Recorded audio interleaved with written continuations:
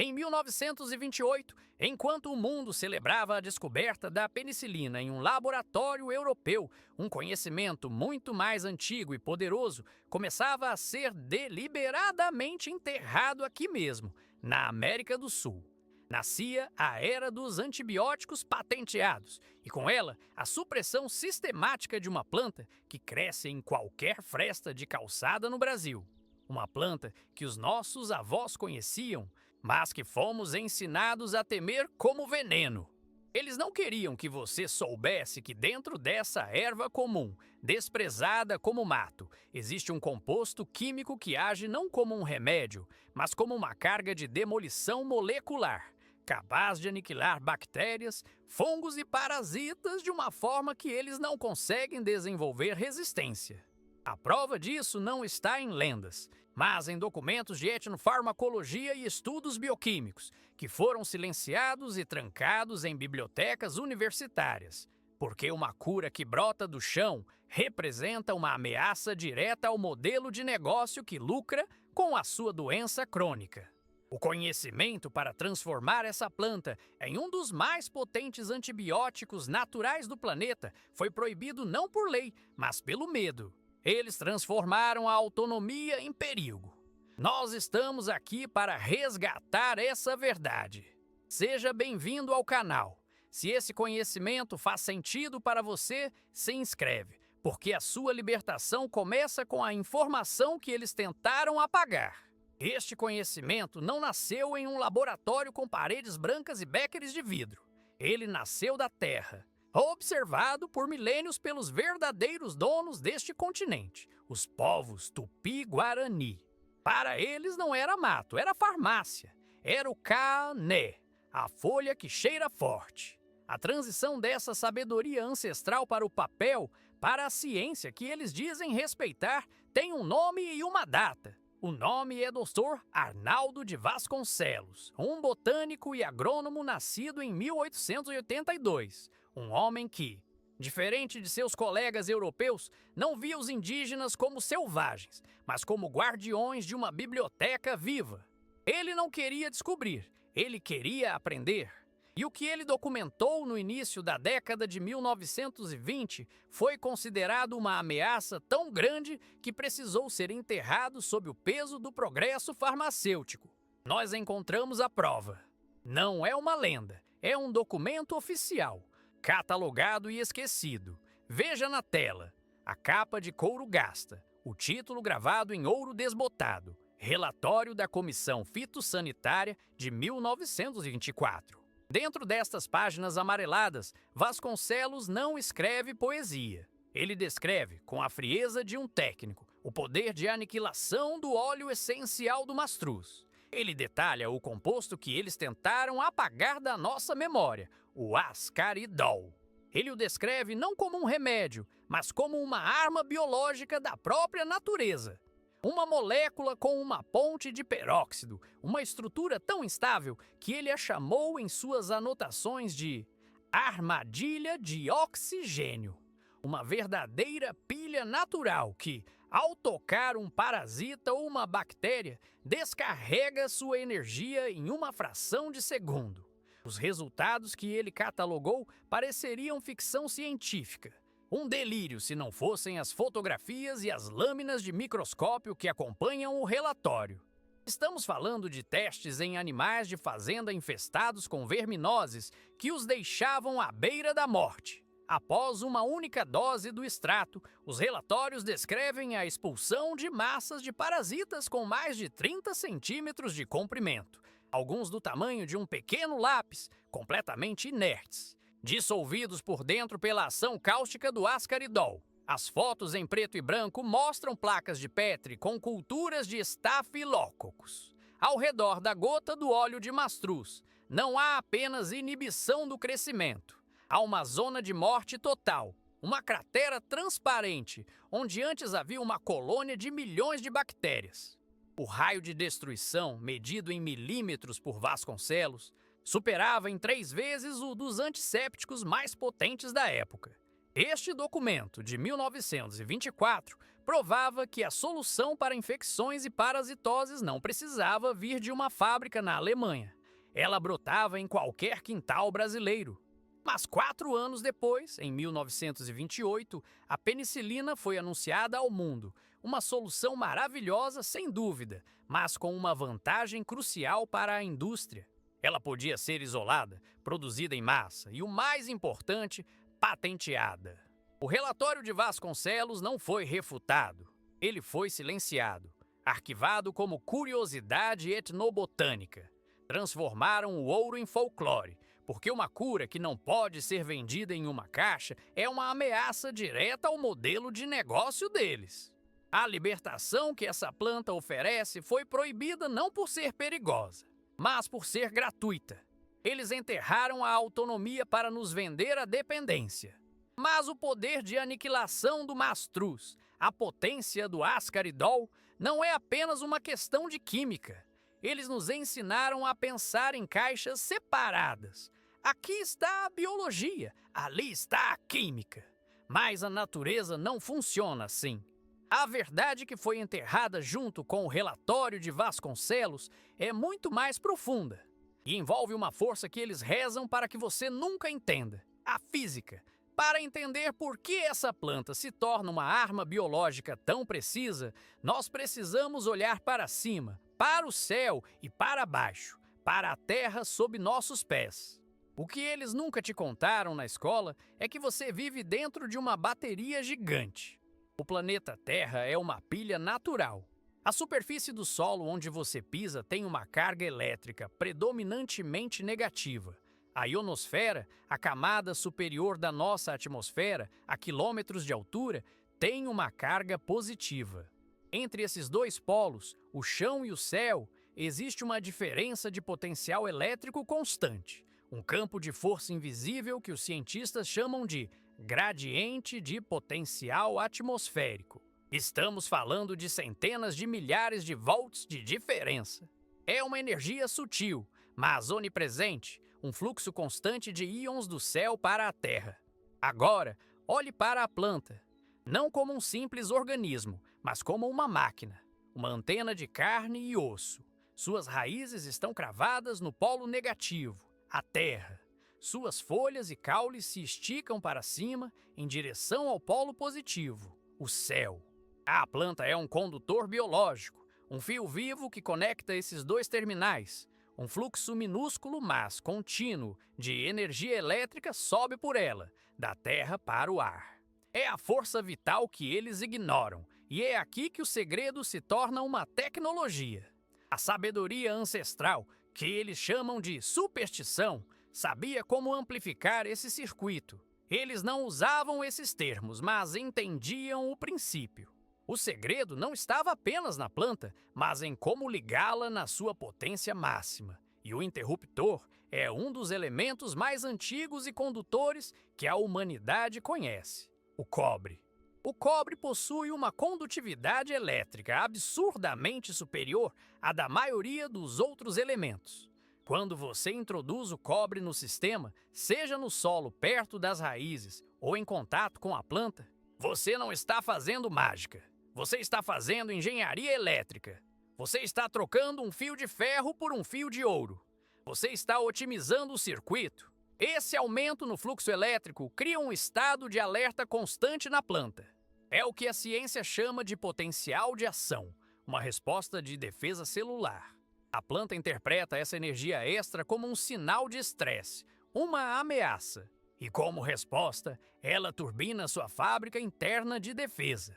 Ela começa a produzir seus compostos de proteção, seus venenos contra pragas e fungos, em quantidades muito maiores. Ela superproduz o ascaridol, a eletricidade atmosférica, canalizada e amplificada pelo cobre, se torna o gatilho que transforma uma planta comum em uma usina bioquímica. Esta é a física que foi deliberadamente suprimida, porque ela prova que a potência de um remédio natural não depende de um laboratório, mas do entendimento das forças da própria natureza. Eles nos venderam a química em pílulas porque não podiam patentear o campo elétrico do planeta. Eles nos deram o veneno engarrafado e esconderam a ciência que nos permitiria cultivar o antídoto mais potente no nosso próprio quintal, usando um pedaço de fio velho e a energia gratuita que vem do céu. A sua libertação não está apenas em saber qual planta usar, mas em entender as leis universais que a tornam poderosa. O que nós acabamos de revelar sobre a física oculta das plantas, sobre como usar um simples pedaço de cobre para transformar uma erva comum em uma usina de defesa bioquímica. Isso é apenas uma página, um único capítulo de um livro inteiro que eles queimaram. O método do mastruz potencializado pela eletricidade atmosférica é uma ferramenta de libertação poderosa, mas é apenas uma. A verdade que eles se esforçaram tanto para enterrar é que para cada problema que a indústria criou uma assinatura mensal, a natureza já tinha uma solução definitiva e gratuita.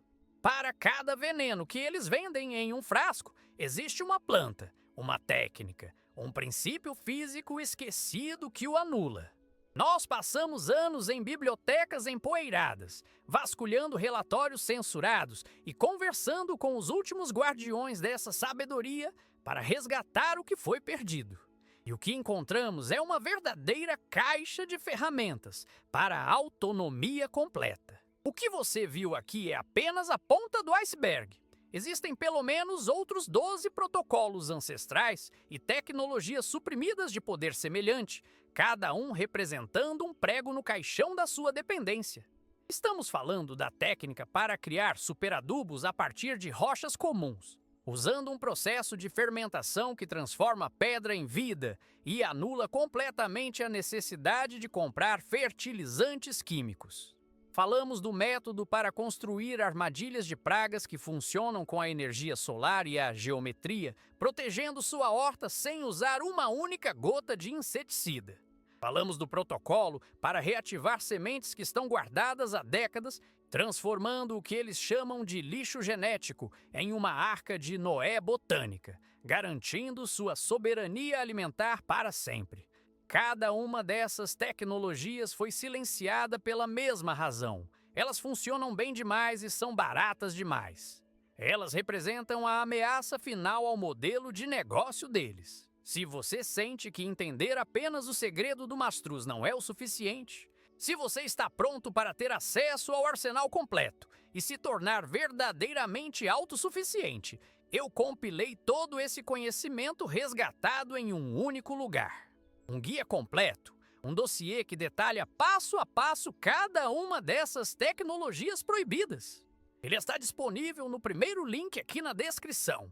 É o mapa que eles não queriam que você encontrasse. Mas isso é para quem está pronto para dar o próximo passo na sua libertação. Para nós aqui, a nossa missão de hoje ainda não terminou. Porque entender o poder do mastruz não é nada se você não souber como extraí-lo e usá-lo com segurança e precisão. Vamos continuar. Mas por que um conhecimento tão poderoso, essa física que conecta a Terra ao céu, foi tão violentamente enterrado? A resposta não está na biologia, mas na economia do veneno. Para entender a supressão, precisamos voltar ao início do século XX. Há um evento que foi vendido como a salvação da humanidade, a invenção do processo Haber-Bosch, a capacidade de criar fertilizante nitrogenado a partir do ar. Parecia um milagre, a promessa de acabar com a fome. Mas o que eles realmente criaram foi o primeiro produto de assinatura em escala planetária. Após a Segunda Guerra Mundial, a máquina de guerra não foi desmontada, ela apenas trocou de alvo. As mesmas fábricas que produziam explosivos a partir de nitratos foram reequipadas para produzir adubo. A produção global de fertilizantes sintéticos, que antes da guerra era uma nota de rodapé, saltou de algumas centenas de milhares de toneladas para dezenas, depois centenas de milhões de toneladas anuais. Eles nos venderam a ideia de progresso, mas o que eles estavam construindo era uma armadilha. E aqui está a lógica fria e brutal que eles rezam para que você nunca entenda. O conhecimento dos nossos avós, a tecnologia do cobre que ensinamos, A sabedoria de criar um solo vivo e autossuficiente é uma solução definitiva. É um investimento único de conhecimento e de um pequeno esforço inicial que cria um sistema que se perpetua. Uma vez que seu solo está vivo e suas plantas estão conectadas ao campo elétrico da Terra, você não precisa mais deles. Sua autonomia é o prejuízo deles. O modelo industrial é o oposto. É um modelo de assinatura. Ele não vende a cura, ele aluga o tratamento. O veneno que eles chamam de fertilizante NPK dá à planta uma overdose de nutrientes, criando um crescimento rápido e frágil. Esse crescimento vicia o solo, que se torna estéril e dependente da próxima dose, safra após safra. Uma planta fraca atrai pragas, o que te força a comprar o segundo produto da assinatura deles, o agrotóxico. O ciclo de dependência está completo. Você se torna um cliente vitalício. Para que esse modelo funcionasse, o conhecimento antigo precisava ser destruído. As faculdades de agronomia, financiadas por essas mesmas corporações, começaram a ensinar que as práticas ancestrais eram pseudociência. A sabedoria milenar foi rebatizada de folclore.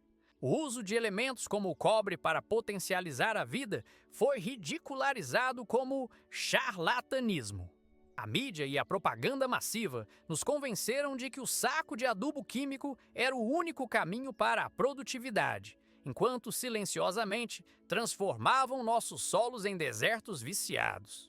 A supressão não foi um acidente, foi um plano de negócios. Eles não enterraram um método. Eles enterraram a sua soberania para te vender a dependência em parcelas anuais. Cada saco de adubo que você compra, cada litro de veneno, é o pagamento da assinatura que eles criaram ao proibir o conhecimento que te libertaria. Mas você deve estar pensando: tudo isso são papéis amarelados, histórias de um século atrás. Onde está a prova hoje no mundo real, fora de um relatório esquecido? A verdade, no entanto, tem uma teimosia irritante para eles. Você pode enterrá-la sob uma montanha de propaganda e diplomas universitários, mas ela sempre encontra uma fresta para brotar novamente, mais forte do que antes. E ela brotou, não aqui, não no Ocidente, onde as corporações que vendem o veneno também financiam a pesquisa que supostamente o valida. Ela brotou do outro lado do mundo. Veja na tela. Um estudo publicado nos últimos anos pela Academia Chinesa de Ciências Agrícolas. O que eles fizeram não foi uma invenção, foi uma arqueologia científica. Eles pegaram o princípio exato que Vasconcelos observou e que os povos antigos praticavam, a tecnologia da eletrocultura, e a aplicaram em escala industrial. Eles não estavam procurando uma cura para humanos, mas a cura para a terra doente, viciada nos químicos que nós também somos forçados a usar. Imagine vastos campos de trigo e vegetais. De um lado, o modelo padrão que eles nos ensinaram, NPK, veneno, irrigação controlada. Do outro lado, o mesmo cultivo, mas com simples antenas de cobre ou de ferro galvanizado fincadas no solo, conectando a energia da terra com a energia do céu. Exatamente como descrevemos. Sem mágica, apenas física aplicada.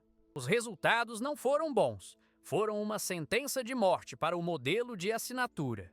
Os dados que eles publicaram são a validação moderna e irrefutável do conhecimento que foi enterrado em 1924. Estão olhando para os números. Uma redução de 70% a 100% no uso de fungicidas e pesticidas. Deixe eu repetir. Em muitas das culturas, a necessidade de veneno foi completamente eliminada. As plantas, superalimentadas pela energia natural do planeta, tornaram-se suas próprias fortalezas. E a produção aumentou contra toda a lógica industrial que diz que sem o veneno deles tudo morre. A produção teve um aumento médio de 20% a 30%. E isso não foi testado em um vaso de flor na varanda de um cientista. Estamos falando de uma área de teste que já ultrapassa 25 hectares de terra. É uma prova em escala continental. A ciência moderna, com todo o seu aparato de satélites e sensores, apenas conseguiu confirmar um século depois o que um botânico brasileiro e a sabedoria indígena já haviam provado com tinta e papel. Agora a pergunta que vale US$ 1 trilhão. Por que você não vê isso no Jornal da Noite? Por que os seus agrônomos não estão recomendando isso? Por que admitir que um pedaço de fio de cobre e a energia gratuita do céu podem superar um mercado multibilionário em agroquímicos não é uma notícia? É uma ameaça existencial. Eles não refutaram os dados chineses. Eles os ignoraram, exatamente como fizeram com o relatório de Vasconcelos. A história não se repete, ela rima. A mesma verdade, a mesma supressão, por exatamente a mesma ganância. O que antes era um documento enterrado, agora é um artigo científico silenciado. Mas o silêncio deles não pode mais esconder a verdade de nós. A prova está aqui. Chega de teoria, chega de papéis amarelados e estudos científicos que eles ignoram. Agora é a hora de transformar o conhecimento em poder. A hora de construir a ferramenta que eles não querem que você tenha. O que vou te ensinar agora não é jardinagem, é engenharia bioelétrica. É a aplicação prática da física que eles enterraram.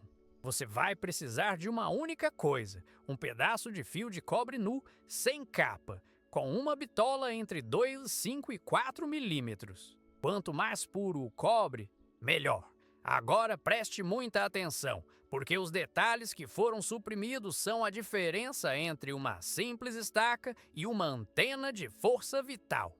Você vai pegar este fio e enrolá-lo em um cilindro, como um cabo de vassoura. O segredo está no sentido. Aqui no hemisfério sul, o fluxo de energia que queremos captar sobe da Terra para o céu. Por isso, a espiral deve ser feita obrigatoriamente no sentido horário. Imagine o ponteiro de um relógio. Esse é o caminho. Faça uma espiral com cerca de 15 a 20 centímetros de comprimento. Não precisa ser perfeita. A natureza não trabalha com réguas. Deixe uma ponta reta com cerca de 30 centímetros para fincar na terra e outra ponta de uns 10 centímetros para cima, que será a sua antena. Agora, os dois segredos técnicos que transformam isso em uma tecnologia proibida. Primeiro, a profundidade. Você vai enterrar a parte reta da sua antena no solo, ao lado da planta que você quer potencializar, seja o seu mastruz ou o seu tomateiro. A profundidade não é aleatória, ela precisa estar a exatamente 15 centímetros abaixo da superfície. É nessa camada que a troca iônica do solo é mais ativa. É o ponto de conexão ideal. O segundo e mais importante segredo é o alinhamento. Antes de fincar a antena, pegue uma bússola, pode ser a do seu celular. A ponta superior da sua antena, a que fica para fora da Terra, deve estar apontada para o norte magnético. Você não está apenas fincando um pedaço de metal no chão, você está alinhando um condutor com o campo eletromagnético do planeta. Você está transformando a sua planta em uma bússola viva, sintonizando-a com a frequência da Terra. A partir desse momento, a antena começa a canalizar o gradiente de potencial atmosférico de forma otimizada, criando aquele fluxo elétrico que força a planta a entrar em modo de superprodução de seus compostos de defesa. O ascaridol no seu mastruz não será mais o mesmo. Ele será uma versão de nível militar. E agora, vem o meu desafio para você. Um desafio de risco zero. O custo de 1 metro de fio de cobre é menor que o de uma xícara de café. A informação que eu te dei é gratuita. O campo elétrico do planeta é gratuito. Eu te desafio a fazer este teste. Crie 2 pequenas hortas idênticas. Em uma, coloque as antenas. Na outra, não. E apenas observe.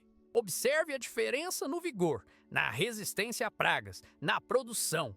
Não acredite em mim. Acredite nos seus próprios olhos. A verdade que eles suprimiram não precisa de um diploma para ser validada. Ela só precisa de um observador honesto.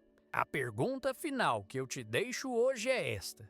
Se um conhecimento que pode te dar autonomia alimentar e medicinal custa quase nada para ser testado, por que você ainda não o fez? O que você realmente arriscaria se o dinheiro e a opinião dos especialistas, que são pagos por eles, não mandassem no mundo? Pense nisso. Se essa missão faz sentido para você, se inscreva no canal e ative as notificações. O próximo arquivo que vamos abrir revela o método para transformar rochas comuns em um superadubo que dura para sempre. A sua libertação está a um clique de distância.